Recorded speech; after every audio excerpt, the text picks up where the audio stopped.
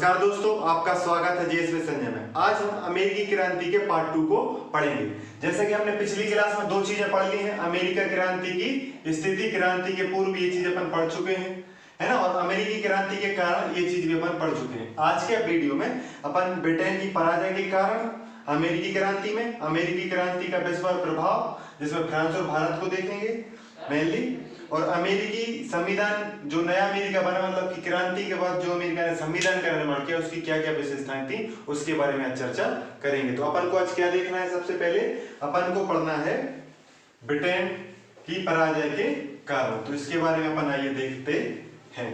तो जो ब्रिटेन की जो पराजय है, ब्रिटेन की पराजय के कारण, ब्रिटेन की पराजय के कारण, तो यहाँ पे आपको इसको ये भी समझना है कि अमेरिकी क्रांति में अमेरिका के विजय होने के कारण वो भी सेम है, अमेरिका की विजय, मतलब जब इंग्लैंड की पराजय हुई उसके कारण, अमेरिका के जीतने के कारण, वो एक ही चीज है।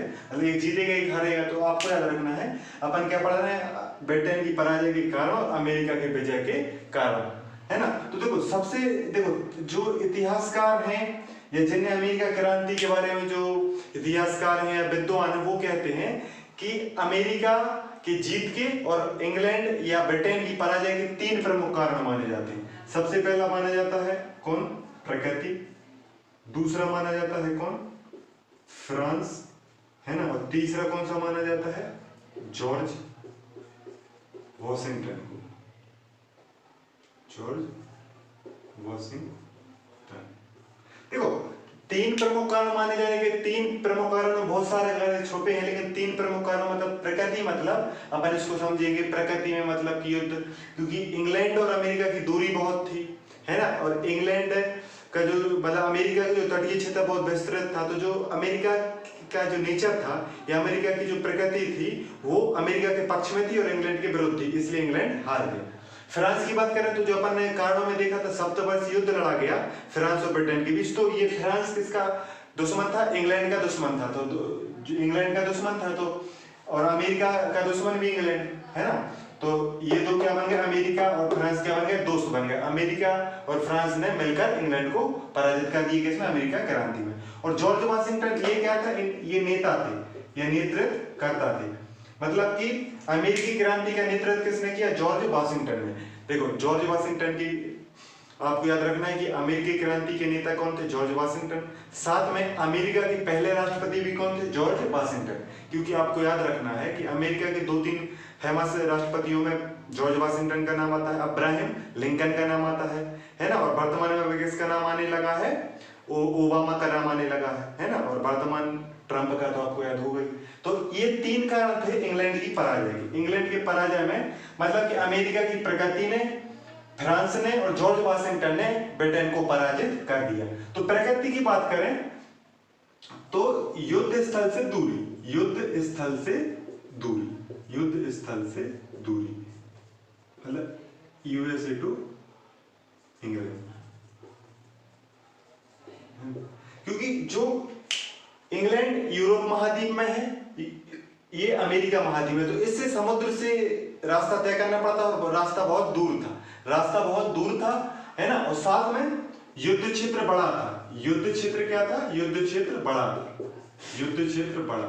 तो मतलब क्या था कि आप जल्दी से एक तो सेना को भेज नहीं सकते थे, मतलब जो इंग्लैंड की सेना अमेरिका आना चाह रही थी, युद्ध में शामिल होना चाह रही थी, उसको आने में टाइम लगा, उस वजह से युद्ध में पराजय हुई। साथ में अमेरिका का जो युद्ध क्षेत्र, क्योंकि देखो अमेरिका आपको पता है लगभग विश्व का तीसरा या चौथे नंबर का क्षेत्रफल में बड़ा देश है, तो इसका क्षेत्रफल बड़ा है, तो आप कितनी भी सेना भेजो, यहाँ पे जो विद्रोही है या जो क्रांतिकारी है वो दूर दूर फैल जाएंगे, तो सेना क्रांतिकारियों को, विद्रोहियों को समाप्त जल्दी नहीं कर पाएगी। इस वजह से युद्ध क्षेत्र के बड़े होने से, युद्ध स्थल के दूर होने से ब्रिटेन को पराजय का सामना करना पड़ा। और इसी का फायदा अमेरिका को मिला। अमेरिका का जो क्षेत्रफल बड़ा था, जो तटीय क्षेत्र बड़ा था, उस वजह से अमेरिका ने ब्रिटेन को आसानी से पराजित कर दिया, है ना। और यहाँ पे क्या था, एक प्रकृति और थी कि ब्रिटेन वाले, जो ब्रिटेन के लोग, ब्रिटेन या जो ब्रिटेन वाले सोच रहे थे, वो अमेरिकी लोगों की प्रकृति को नहीं समझ पाए, अमेरिकी लोगों के नेचर को नहीं समझ पाए। उनको ये लग रहा था कि ब्रिटेन से ही आए हैं लोग, जो अमेरिका में रह रहे हैं लोग वो ब्रिटेन से ही आए हैं, मतलब ब्रिटेन के प्रति उनकी सहानुभूति होगी। लेकिन ऐसा नहीं था, जो अमेरिकी लोग आए थे वो अमेरिका में बस चुके थे और इसी को अपना देश मानने लगे थे और वो अपने तरीके से जीना चाहते थे, जिसमें स्वतंत्रता हो, जिसमें निर्णय लेने की क्षमता हो, जिसमें कानून बनाने की शक्ति हो, तो उस तरीके से जीना चाहते थे। तो ब्रिटेन ने यहाँ पे चूक कर दी कि ये जो अमेरिकी लोग हैं पहले ब्रिटेन के लोग थे, इस वजह से अमेरिकी लोगों की प्रकृति को पहचानने में भी ब्रिटेन ने चूक कर दी, उस वजह से भी ब्रिटेन की पराजय हुई। साथ में क्या है कि वो अमेरिका को कमजोर समझ रहे थे। अमेरिका को क्या समझ रहे थे? कमजोर। यूएसए अमेरिका को कमजोर समझ रहा है। ये भी मतलब इस मामले में भी ब्रिटेन ने गलती कर दी। जो ब्रिटेन था वो अमेरिका को कमजोर समझ रहा था, क्योंकि जो क्रांति के समय जो पत्राचार हुआ है मतलब इंग्लैंड से अमेरिका में, उसमें एक इंग्लैंड अधिकारी ने लिखा है कि अमेरिका में हमें सिर्फ 4 रेजिमेंट या 4 टुकड़ियों की जरूरत है और हम अमेरिका को पराजित कर देंगे। तो क्या है कि आप युद्ध क्षेत्र बड़ा है, युद्ध क्षेत्र दूरी है, तो आपको ये चीज समझना चाहिए और आप लोगों पे भी विश्वास कर रहे हैं। तो इन वजह से तो सेना की अधिक आवश्यकता थी, लेकिन सेना की पूर्ति कम हो पाई, सेना को टाइम लगाने में और कम सेना, इस वजह से अमेरिका वाले जीत गए और ब्रिटेन वाले हार गए। और फ्रांस क्या बदला लेना चाह रहा था। फ्रांस क्या लेना चाहता था? सप्तवर्षीय युद्ध का बदला। कौन से युद्ध का? सप्तवर्षीय। तो देखो, सप्तवर्षीय युद्ध का बदला लेना चाहता था। फ्रांस क्या लेना चाहता? बदला। मतलब कि इंग्लैंड के विरोध में यहाँ पे फ्रांस हो गया, स्पेन हो गया, हॉलैंड हो गया, है ना, और साथ में अमेरिका तो था ही, है ना। तो अमेरिका मतलब इंग्लैंड के जितने भी दुश्मन थे, जिसमें मेनली फ्रांस था, फ्रांस ने सबसे ज्यादा भाग लिया, फ्रांस ने सबसे ज्यादा अमेरिकी युद्ध में भाग लिया था। बाकी स्पेन ने भी सहायता दी, हॉलैंड ने भी सहायता दी, अमेरिका तो लड़ ही रहा था। तो जब यहाँ से 4 प्रमुख देश की सेना लड़ी तो इंग्लैंड की सेना उसके सामने पराजित हो गई। किंतु फ्रांस जब 1756 से 1763 तक जब सप्तवर्षीय युद्ध लड़ा गया तो उसमें फ्रांस की पराजय हुई। तो फ्रांस मौके की तलाश में था कि वो अपनी पराजय का बदला कैसे ले, और उसको बदले की संभावना कब मिल गई? जब ये क्रांति चल रही थी तो फ्रांस को मौका मिल गया और फ्रांस ने अमेरिका का साथ देके ब्रिटेन से बदला पूरा किया। तो इस चीज की वजह से ब्रिटेन की पराजय हो गई, है ना। क्योंकि आपको पता है कि ब्रिटेन, स्पेन, फ्रांस, ये क्या है, उपनिवेश में इनकी होड़ लगी थी, किसके पास कितने ज्यादा उपनिवेश होंगे, कौन कितने ज्यादा देशों को गुलाम बनाएगा। तो इनमें विश्व के हर स्तर पर लड़ाई हो रही थी। भारत में भी लड़ाई हुई कर्नाटक युद्ध के माध्यम से, और यहाँ पे अमेरिका में सप्तवर्षीय युद्ध के माध्यम से। तो अमेरिका मतलब यहाँ के कारण उस लड़ाई के कारण बनते, तो उस लड़ाई कारण इस लड़ाई के कारण बनते थे। इस वजह से अमेरिकी क्रांति में फ्रांस ने इंग्लैंड के विरुद्ध कार्य किया, अमेरिका का साथ दिया और ब्रिटेन की क्या हो गई? यहाँ पे पराजय हो गई। अब जॉर्ज वाशिंगटन क्या थे?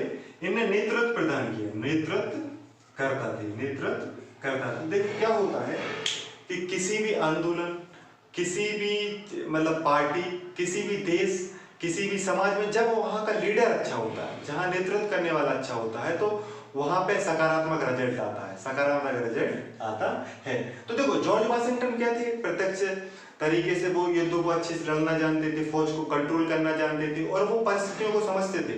उन्होंने समझा कि हम इधर पे फ्रांस का साथ ले सकते हैं तो उन्होंने फ्रांस का साथ लिया, स्पेन का साथ ले सकते हैं तो उन्होंने स्पेन का साथ लिया, और उन्होंने अपनी सेना को संगठित रखा। और साथ में जो देश में रहने वाले लोग, उच्च वर्ग के लोग हो, चाहे किसान हो, चाहे मध्यम वर्ग के लोग, व्यापारी हो, उनको भी क्रांति में शामिल किया, तो उनका भी सपोर्ट उन्होंने लिया।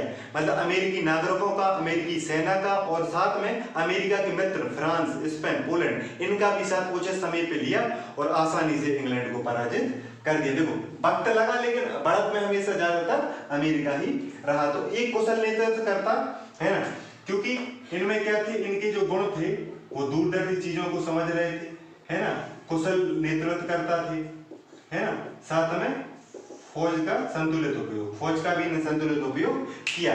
मतलब जिस प्रकार महात्मा गांधी ने भारत में अहिंसा को हथियार बना के नेतृत्व प्रदान किया और सारे देश को आंदोलन में शामिल कर लिया था, बहुत बड़े स्तर पर आंदोलन को बढ़ा दिया था, मतलब कि जन समूह को आंदोलन से जोड़ दिया था। इसी प्रकार जॉर्ज वाशिंगटन ने अमेरिका के प्रत्येक नागरिक को क्रांति में शामिल करने की कोशिश की, संतुलित फौज का उपयोग किया, अच्छे मित्रों का साथ लिया और इंग्लैंड को पराजित कर दिया। तो इन तीन मेनली जो इतिहासकार हैं वो तीन कारण बताते हैं, अपन इनको विस्तार से समझ लिए। कौन? प्रकृति, जिसमें युद्ध क्षेत्र का दूर होना, युद्ध क्षेत्र का बड़ा होना कारण था, और अमेरिकी लोगों को ना समझ पाना एक कारण था। फ्रांस जिसने बदला लेना चाह रहा था, तो उसके समर्थन में 3-4 और देश आके ब्रिटेन के विरुद्ध लड़े और ब्रिटेन की पराजय हो गई। और जॉर्ज वाशिंगटन जैसा नेतृत्व करता था जिसने कुशल, दूरदर्शी और उचित कूटनीति के माध्यम से इंग्लैंड को पराजित कर दिया। तो ये इंग्लैंड के पराजय के कारण थे।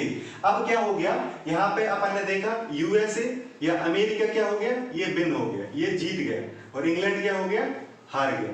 तो अब इस क्रांति का जो इफेक्ट पड़ा इंग्लैंड के हारने से और अमेरिका के जीतने से, जो विश्व के विभिन्न देशों पर प्रभाव पड़ा, उसके बारे में अपन देख लेते हैं कि क्या प्रभाव पड़ा।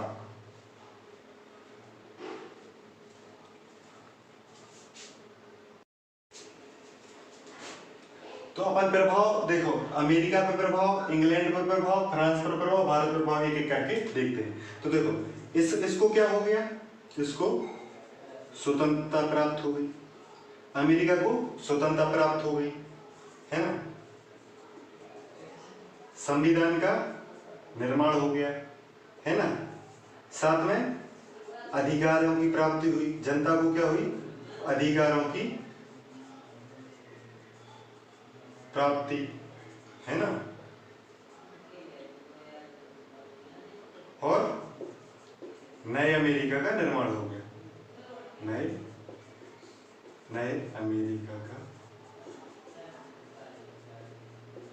निर्माण, है ना।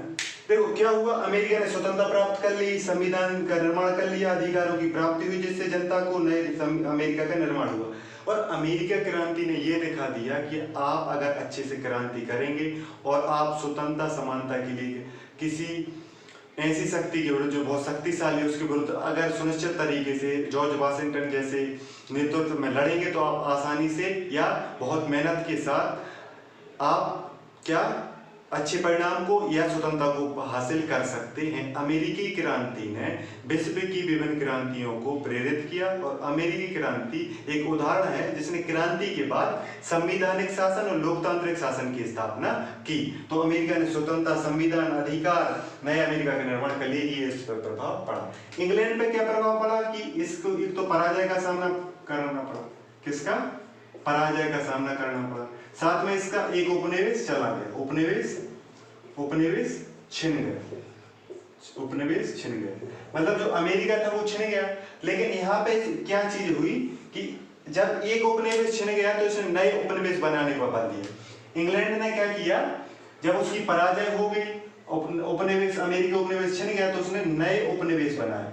क्या बनाए, नए उपनिवेश बनाए, जिसमें न्यूजीलैंड और ऑस्ट्रेलिया प्रमुख है, न्यूजीलैंड और ऑस्ट्रेलिया। मतलब कि अमेरिकी क्रांति के बाद न्यूजीलैंड और ऑस्ट्रेलिया को ब्रिटेन ने गुलाम बनाया या वहां पे उपनिवेश स्थापित किया। पराजय हो गई, उपनिवेश छिन गए, नए उपनिवेश बनाने लगे। साथ में इन्हें क्या हुआ कि मुक्त व्यापार की नीति अपनाई।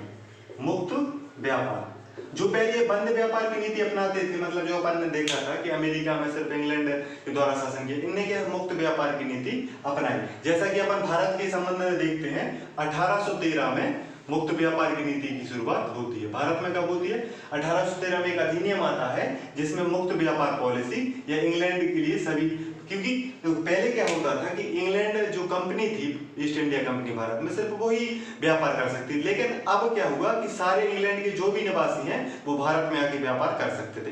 इसी प्रकार उसने अमेरिका के साथ, बाद में क्या हुआ, जब इनकी क्रांति हो गई, अमेरिका में संविधान बन गया, तो बाद में इंग्लैंड और अमेरिका के बीच का व्यापार भी होने लगा। किस वजह से, मुक्त व्यापार की नीति की वजह से। मतलब कि इंग्लैंड जब उपनिवेश छिना तो नकारात्मक चीज तो हुई, लेकिन साथ में उस पर कुछ सकारात्मक प्रभाव भी पड़े, क्योंकि उसने नए उपनिवेश बना लिए, साथ में मुक्त व्यापार की नीति से यूएसए के साथ इसने व्यापार भी शुरू कर दिया। मतलब इसको हार के बाद भी इसने बहुत सारी सकारात्मक चीजें प्राप्त की। इसी को कूटनीति कहते हैं। इसीलिए इंग्लैंड वाले या ब्रिटेन वाले इसलिए सफल हुए क्योंकि वो अपनी क्रांति मतलब किसी चीज छिन जाने से उसके सकारात्मक रिजल्ट को ढूंढने की कोशिश करते थे। इसलिए उन्हें नए उपनिवेश बसाए, न्यूजीलैंड में, ऑस्ट्रेलिया में, साथ में मुक्त व्यापार की नीति अपनाई। मतलब जिससे वो हारे थे उसी के साथ वो व्यापार करने लगे, जिससे यूरोप की अर्थव्यवस्था और यूरोप में जो औद्योगिक क्रांति चल रही थी उसको फायदा मिला।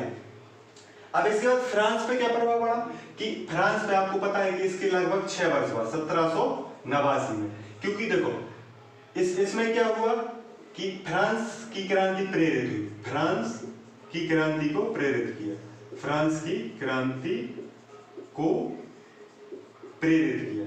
क्या था कि जो अमेरिका में जो क्रांति चल रही थी, यहाँ पे फ्रांस से आए सैनिक भी लड़ रहे थे, ये भी लड़ रहे थे। तो जब ये अमेरिका में लड़ रहे थे तो इनने समझा कि स्वतंत्रता, समानता, बंधुत्व, अधिकार आदि चीजें हमें भी मिलना चाहिए। अतः इसी की चाहत में इनने फ्रांस में क्रांति की। क्योंकि एक व्यक्ति का नाम आता है फ्रांस में, लफायते।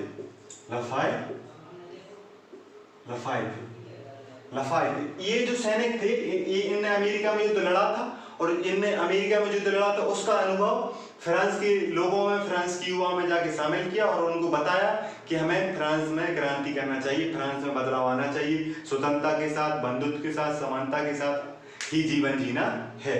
तो क्रांति मतलब कि अमेरिका क्रांति का प्रभाव फ्रांस की क्रांति पर प्रेरित करने में, उसको क्रांति करने में बहुत ज्यादा मदद की। इसीलिए फ्रांस पर बहुत ज्यादा प्रभाव पड़ा। मतलब कहा जाता है कि फ्रांस की क्रांति को कुछ हद तक अमेरिका ने भी प्रभावित किया था। क्योंकि एक इतिहासकार हेज नाम है, उनका नाम क्या है, हेज लिखते हैं कि जो मिसाल मसाल होती ना, मसाल आग लगाने वाली, जो मसाल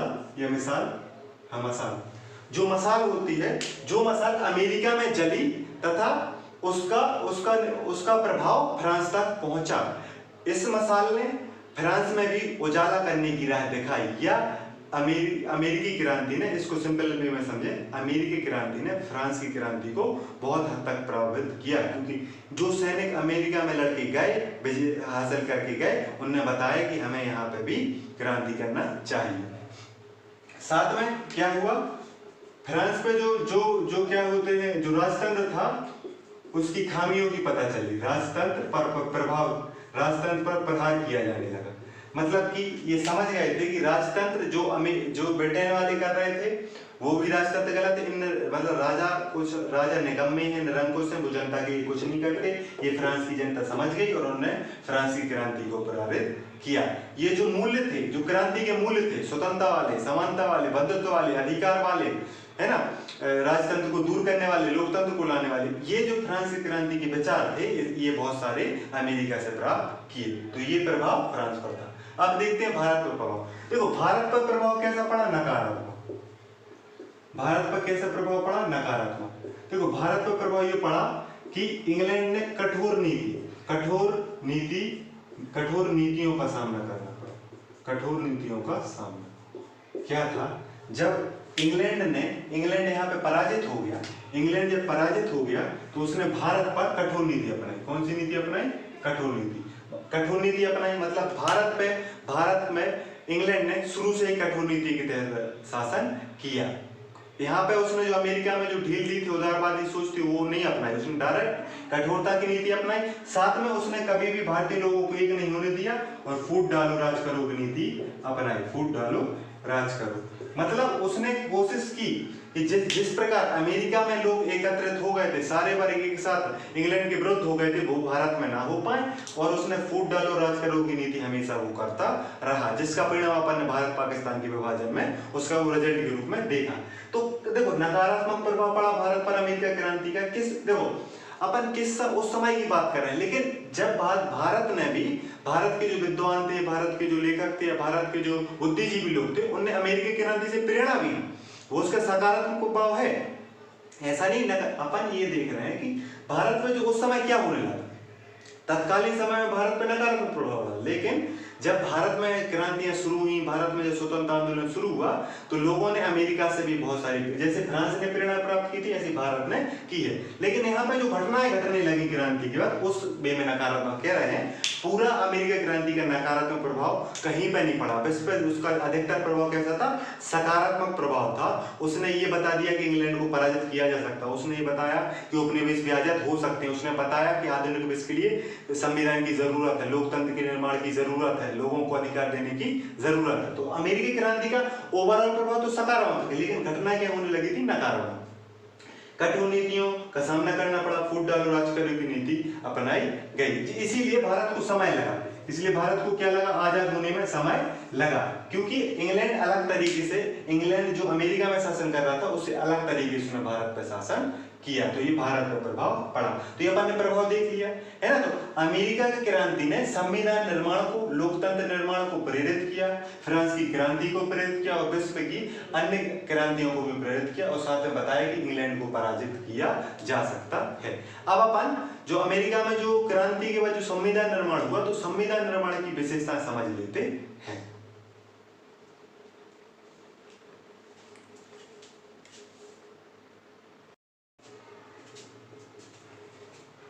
तो अमेरिकी संविधान की विशेषता मतलब अमेरिकी संविधान 1789 में लागू हुआ, 1789 में लागू हुआ।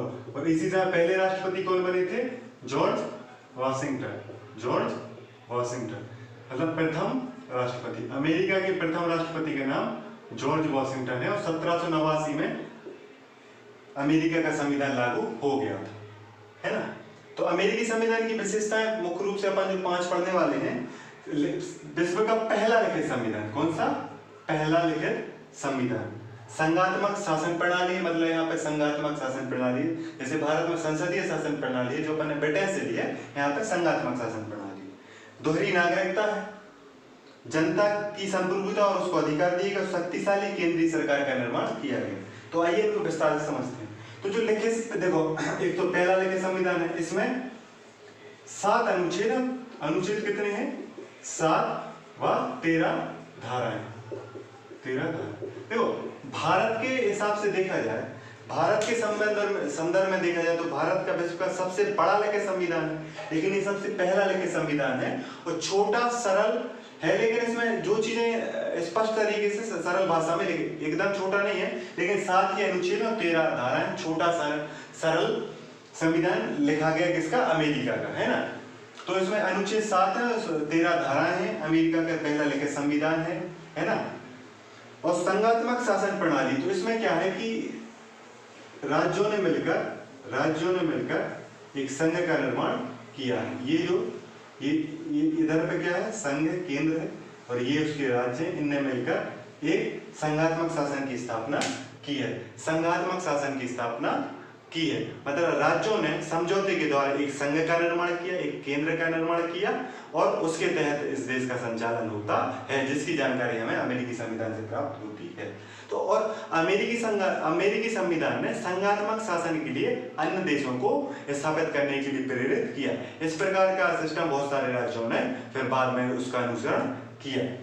और दोहरी नागरिकता यहाँ पे क्या है कि केंद्र की नागरिकता अलग है, या इसको बोल सकते हैं अपन अमेरिका की नागरिकता अलग है और राज्य की नागरिकता अलग है। उदाहरण के तौर पर समझे, अगर भारत में कोई मध्य प्रदेश में रहता तो उसके पास मध्य प्रदेश की नागरिकता भी और भारत की, ऐसा भारत में नहीं, अमेरिका के लिए समझे। तो अमेरिका के किसी राज्य में मान लो जैसे कोई कैलिफोर्निया में रहता है, तो उसके पास कैलिफोर्निया की राजधानी मतलब नागरिकता है और अमेरिका की नागरिकता है, मतलब अमेरिकी संविधान अमेरिकी नागरिक को दोहरी नागरिकता देता है और भारत का संविधान एकल नागरिकता देता है। तो दोहरी नागरिकता है। दोहरी नागरिकता ने क्या किया? दोहरी नागरिकता का महत्व ये है कि राज्यों का स्वतंत्र अस्तित्व है, राज्यों का स्वतंत्र अस्तित्व ये बात साबित करता है कौन? दोहरी नागरिकता। मतलब कि एक व्यक्ति जो अपने आप को राज्य का मतलब प्रदर्शित कर सकता है कि वो किस राज्य से है, साथ में वो अमेरिका के, मतलब कि जब वो देश में रहेगा तो वो राज्य को प्रतिनिधित्व करेगा, लेकिन जब वो अंतर्राष्ट्रीय स्तर पर कहीं जाएगा तो वो अमेरिका को रिप्रेजेंट करेगा। मतलब कि अमेरिका में राज्य के अस्तित्व को सुरक्षित किया गया है, इसीलिए दोहरी नागरिकता का प्रदान किया गया है। और जनता की संप्रभुता, देखो जनता की संप्रभुता मतलब क्या, अब्राहम लिंकन ने जिस तरीके से कहा था जनता का, जनता के लिए, जनता के द्वारा, उसे क्या कहते हैं, लोकतंत्र। लोकतंत्र में संप्रभुता किसकी होती है, जनता की। तो अमेरिकी संविधान ने जब लोकतंत्र का स्थापना की तो जनता को संप्रभु माना, क्योंकि जो देश का मुखिया है, जो देश का प्रमुख है, उसको चुनती कौन है, जनता। चाहे प्रत्यक्ष रूप से चुने चाहे अप्रत्यक्ष रूप से, लेकिन चुनती कौन है, जनता। कानून किसके लिए बनाए जाते हैं, जनता के लिए। मतलब कि सर्वशक्ति किस में निहित होती है, जनता में। तो लोकतंत्र में जनता महत्वपूर्ण होती है और इसकी शुरुआत अमेरिकी संविधान ने की थी। साथ में जनता को विभिन्न अधिकार दिए गए, स्वतंत्रता, समानता, है ना, अधिकार दिए गए। लेकिन आपको एक बात याद रखनी है कि जो मताधिकार या मतदान का अधिकार है वो सीमित दिया गया। मतदान का अधिकार सीमित स्तर पर दिया गया था, सीमित स्तर पर दिया गया था। और एक और चीज थी, दास प्रथा को समाप्त नहीं किया गया, दास प्रथा समाप्त नहीं की गई। दो ये सीमाएं हैं, मतलब कि दास प्रथाओं के द्वारा भी लोगों का अधिकार छिनता है, तो उस चीज को भी डायरेक्टली अमेरिका संविधान ने डायरेक्टली समाप्त नहीं किया था, इसको बाद में समाप्त किया गया, लगभग 1865 के आसपास अब्राहम लिंकन ने इसको समाप्त किया था, है ना। और मतदान का अधिकार सीमित था, मतलब कि देखो भारत में पहले दिन से, मतलब कि 26 जनवरी 1950 को जब संविधान लागू हुआ था, तभी से भारत के प्रत्येक, पहले कितना था, 21 वर्ष था, बाद में 61वें संविधान संशोधन 18 वर्ष किया गया।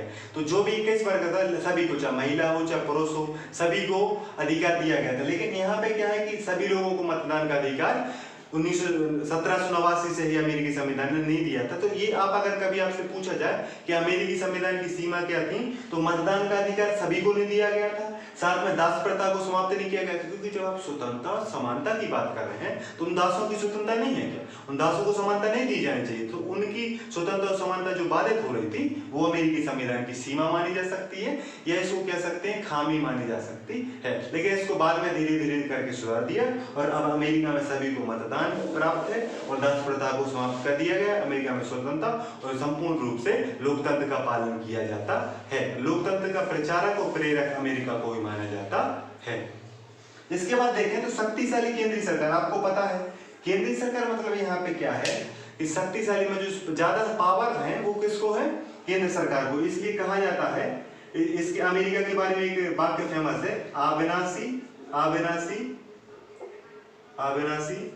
राज्यों का अविनाशी संघ, अविनाशी संघ। मतलब राज्यों को इस वाक्य से ये कहा जा सकता है, ना राज्यों का अस्तित्व को मिटाया जा सकता है, ना संघ के अस्तित्व को मिटाया जा सकता है, और ना राज्यों को अलग होने का अधिकार है। ना राज्यों को मिटाया जा सकता है, ना केंद्र को मिटाया जा सकता है, ना राज्य और केंद्र को, मतलब केंद्र से या अमेरिका से राज्यों को अलग होने की शक्ति भी यहाँ पर प्राप्त नहीं है। क्योंकि आप भारत में देखते हो किसी, जैसे जम्मू कश्मीर का अस्तित्व समाप्त कर दिया गया, जो एक राज्य था उसका अस्तित्व समाप्त कर दिया। लेकिन अमेरिका में भी किसी राज्य को ऐसे समाप्त नहीं किया जा सकता। मतलब राज्यों का स्वतंत्र अस्तित्व है, केंद्र का भी अस्तित्व है, लेकिन शक्तिशाली कौन है, केंद्र। मतलब शक्तिशाली ऐसे इस मामले में है कि अगर आप इस केंद्र से जुड़ गए हैं तो आप इससे अलग नहीं हो सकते। आपको भी समाप्त नहीं किया जाएगा, आपको भी बना रखने दिया जाएगा और आपको जुड़ा भी रहना होगा। इसी को कहा गया अविनाशी राज्यों का अविनाशी संघ। ना संघ नष्ट हो सकता है, ना राज्य नष्ट होता, आपकी स्वतंत्रता बनी रहेगी, आपकी शक्ति बनी रहेगी। इसी को शक्तिशाली केंद्रीय सरकार कहते हैं, है ना। ये अमेरिकी क्रांति के बारे में अपन ने पढ़ा। देखो अमेरिकी क्रांति, अब अपन क्या है, अमेरिकी क्रांति को आसान भाषा में थोड़ी छोटे रूप में समझ लेते हैं। तो अमेरिकी क्रांति जो लगभग 1750 से शुरू हुई, मुख्य दौर इसका 1775 से लेके 1783 माना जाता है। इसने इंग्लैंड की वो कठोर नीतियां, जो स्वतंत्रता, समानता, उनके व्यापारिक अधिकार, उनकी सामाजिक अधिकार और उनके भौगोलिक अधिकार पर जो चोट कर रहे थे, उनका विरोध किया और 1783 में उन्होंने उसे आजादी प्राप्त की, है ना, जिसके नेतृत्व करता जॉर्ज वाशिंगटन थे। अमेरिकी क्रांति इसलिए महत्वपूर्ण हो जाती है कि इसने बहुत सारी क्रांतियों, फ्रांस की क्रांति और आयरलैंड में बहुत सारी संसदीय शासन की स्थापना, उन सब चीजों को प्रेरित किया। साथ में अमेरिकी क्रांति ने लोकतांत्रिक मूल्यों, स्वतंत्रता, समानता आदि को प्रेरित किया, जिससे आगे चलकर विश्व में लोकतंत्र की स्थापना का रास्ता आसान हो सका, लोकतंत्र का स्थापना का रास्ता मजबूत हो सका। तो अमेरिकी क्रांति ने अधिकारों को लोकतंत्र को मजबूत किया, है ना, लोगों को अधिकार दिए जाएं, लोकतंत्र की स्थापना की जाए, ये अमेरिका क्रांति का मुख्य संदेश था। और अमेरिकी क्रांति ने संविधान के द्वारा शासन करने की, लोकतंत्र स्थापित करने की जो प्रथा है उसका आरंभ किया, जो सिस्टम है उसको आरंभ किया। तो यही थी अमेरिकी क्रांति। अब अमेरिकी क्रांति के बाद अमेरिका का जो गृह युद्ध जो 1861 में लड़ा गया, 1861 से 1863 तक चला, उसके बारे में अपन बाद में देखेंगे उन परिस्थिति में, लेकिन आपको इन चीजों को जब आप याद रखेंगे तब उसको समझ पाएंगे।